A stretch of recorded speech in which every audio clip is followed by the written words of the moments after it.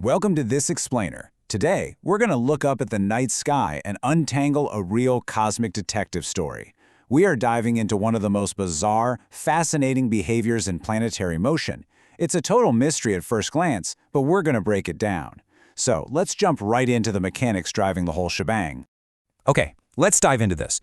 Have you ever watched an animation of a comet's path through our solar system? If you have, you've probably noticed a very weird, very real paradox. When a comet gets close to the sun, it absolutely races across the sky. I mean, it is sprinting at a blistering speed. But then, as it moves away, it just crawls, sometimes for years and years, moving at this incredibly sluggish pace. So what's going on here? Why do comets sprint like they're in a drag race and then suddenly act like they're stuck in cosmic traffic? Now you might be thinking, this is just a trick of the eye, a matter of perspective, right?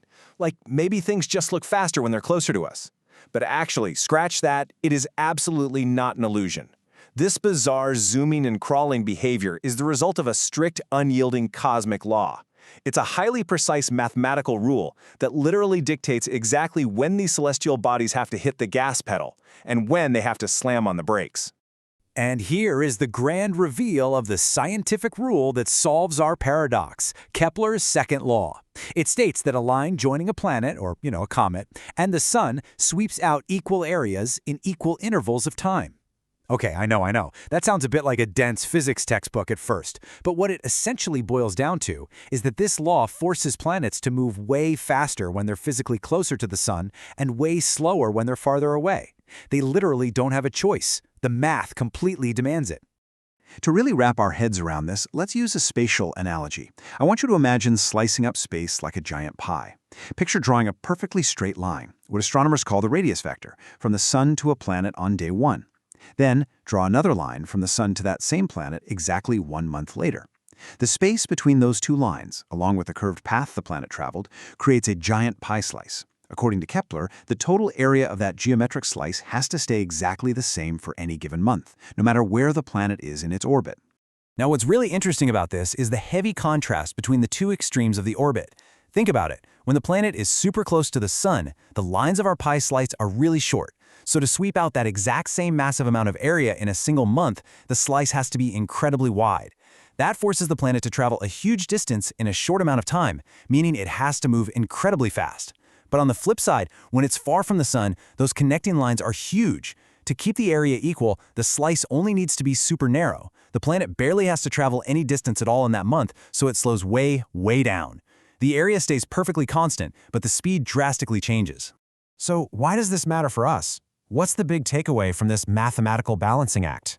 Well, this exact mechanism explains why comets, which have highly elliptical or very stretched out orbits, streak so dramatically past our sun in just a matter of weeks, only to spend decades slowly drifting in the deep freeze of the outer solar system.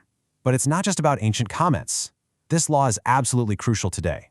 We use this exact math right now to calculate complex satellite orbits around Earth and to precisely navigate our spacecraft as we explore the universe. Let's make this totally concrete. Halley's Comet is the absolute perfect real-world extreme example of this mathematical intuition at play. It's an amazing case study because its orbit is incredibly stretched out. The difference between its closest approach to the sun and its farthest point is just massive. And that gives us a stunning front-row seat to Kepler's second law in action. When Halley's Comet whips around to its closest approach to the sun to maintain that massive area we just talked about, it absolutely screams through the inner solar system.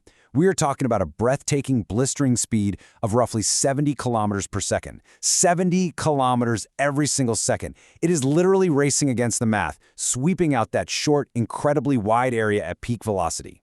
But then, as it slingshots away and travels out to the very farthest, darkest point of its orbit, those lines connecting it to the sun become so impossibly long that it barely has to move at all to cover the required area. Its speed completely plummets. It drops all the way down to a sluggish, crawling pace of under 1 kilometer per second. It just slowly, quietly drifts. And this brilliantly illustrates the massive aha moment. We go from a racing 70 kilometers per second all the way down to a crawling pace of under 1 kilometer per second. This mind-bending change in velocity isn't random. It isn't a trick of the light. It is explained perfectly and entirely by this single, elegant law of equal areas. Kepler's second law is the undeniable director of this entire cosmic choreography.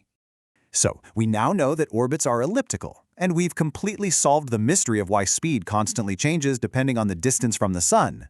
But this leaves us with a pretty provocative cliffhanger.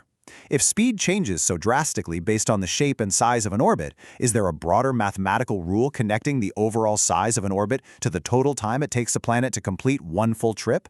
How do those two things connect? Well, that happens to be Kepler's third law, and it is exactly what we will need to explore next. Thank you so much for learning with me today in this explainer, and keep looking up.